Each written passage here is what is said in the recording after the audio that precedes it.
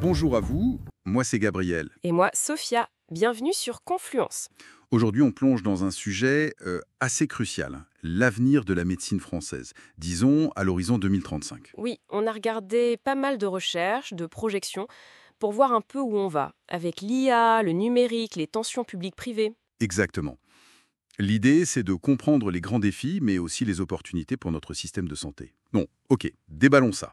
Alors pour commencer, le contexte actuel, on le connaît un peu. Ce système mixte public-privé. Environ 62% des lits d'hôpitaux sont publics, d'après nos sources. C'est ça. Mais c'est un système qui est sous tension, hein. Pénurie de personnel, les hôpitaux publics qui craquent un peu. C'est pas nouveau, mais ça pèse. Là-dessus, arrive l'intelligence artificielle comme un potentiel game changer. Certaines sources parlent même d'un objectif fou, former 100 000 médecins par an, en partie grâce à l'IA. Oui, et ce qui est fascinant ici, c'est l'impact que ça pourrait avoir sur la formation elle-même. Actuellement, on a le système PASS, hyper sélectif. Le fameux parcours d'accès spécifique santé, oui. Voilà. Et puis c'est long. Minimum 10 ans après le bac. Il y a eu des réformes en 2020 pour diversifier, mais bon, Ça reste un parcours du combattant. complètement.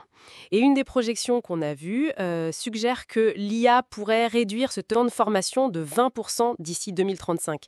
C'est énorme quand même. 20%. C'est considérable.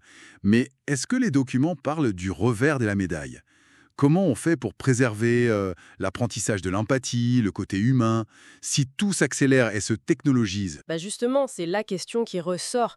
C'est le défi majeur. Comment on intègre ces outils sans perdre cette dimension humaine qui est essentielle ?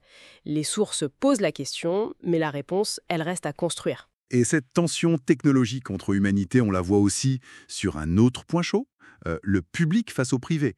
Les docs montrent une tendance des médecins à partir vers le privé. Oui, une analyse de la FMF qu'on a consultée parlait de salaires jusqu'à 50% plus élevés dans le privé. Ça joue forcément. Forcément.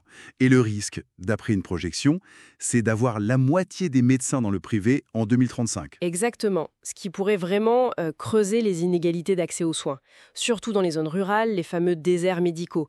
On sent bien que le débat politique sur la privatisation, il est loin d'être terminé. Surtout si, comme le suggèrent d'autres infos, le privé investit massivement dans l'IA santé. On parle de 2 milliards d'euros d'ici 2030. Ça pourrait accélérer le mouvement, ça. C'est une vraie possibilité, oui. Si on élargit un peu la perspective, l'IA, c'est clair, ça offre des opportunités incroyables pour le diagnostic, le traitement. On pense au Health Data Hub, par exemple. Tout à fait. La France essaie de jouer cette carte des données de santé, mais d'un autre côté, une autre projection estime que l'IA pourrait faire 30% des tâches de diagnostic d'ici 2035. 30%. Du coup, quid de l'emploi des médecins ? Et on y revient, quid de la déshumanisation ? Si la machine fait une partie du diag, la relation médecin-patient, elle devient quoi ? C'est une inquiétude très présente dans les analyses, oui. Le risque, c'est que la technologie fasse écran, ou pire, que la logique économique prenne le dessus sur le soin lui-même. Oui, cette pression économique, on la sent aussi très fort dans le secteur pharma. Un autre point qu'on a vu, baisse des marges, de l'ordre de 30% ces dernières années. Oui, ça a un impact sur l'attractivité. Une étude de la Fédération des pharmaciens montrait que 40% des pharmaciens penseraient à se reconvertir. C'est énorme. 40%. Du coup, le rôle de la pharmacie d'ici 2035, il pourrait vraiment changer. Aller plus vers du service clinique, du suivi, de la prévention. Mais ça demande de revoir les formations, le modèle économique. Ce qui nous ramène aux questions éthiques et sociales.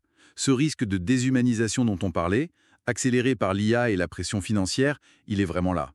Et cette menace d'une médecine à deux vitesses. Elle semble plus forte que jamais. Et ça soulève des questions importantes, fondamentales même. Comment on fait pour intégrer l'IA, toute cette techno, sans perdre les valeurs humanistes de notre système ? Comment on garantit que l'efficacité ne tue pas l'équité et l'accès pour tous ? C'est vraiment le débat central. Alors, qu'est-ce que tout cela signifie au final ? Il semble clair que la médecine française est à un tournant pour 2035. Faut trouver cet équilibre, entre innover et rester humain. Les choix qu'on fait maintenant, éducation, régulation, argent, éthique, ils vont tout déterminer. Absolument. Au-delà de l'efficacité ou des structures publiques-privées, la vraie question qui ressort de tout ça, c'est quel choix on fait, consciemment, aujourd'hui, pour que demain, en 2035, notre système de santé serve vraiment tout le monde, équitablement, et qu'il garde ses valeurs de base, l'empathie, la solidarité, C'est ça le cœur du sujet. Merci pour cet éclairage. Merci à vous. Et merci à nos auditeurs.